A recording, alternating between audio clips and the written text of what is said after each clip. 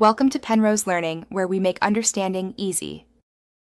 You start by creating a new Plotagon story project and naming it for easy versioning. Next, set the scene ratio to 16:9 and estimate runtime so pacing is clear.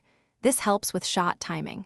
Now import or select your main characters, pick outfits that reflect personality, and load a single primary location.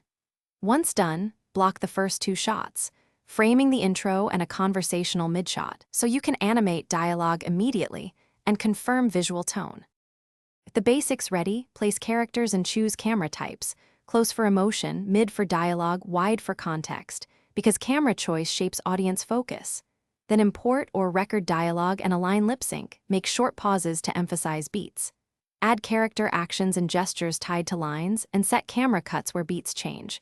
Use the timeline to nudge timings in 0, 1, 0, 5-second increments so mouth, gestures, and cuts feel natural. This middle phase creates rhythm and clarity for your scene.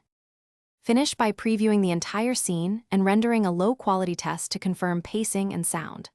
Once satisfied, export at 1080p with 24 or 30 frames per second using H.264 for compatibility. Save a project backup before final render to preserve versions. If you spot lip sync drift or timing errors after export, don't re-render everything. Instead, correct the timeline, export a short segment, and replace that portion in your editor. This targeted workflow saves time.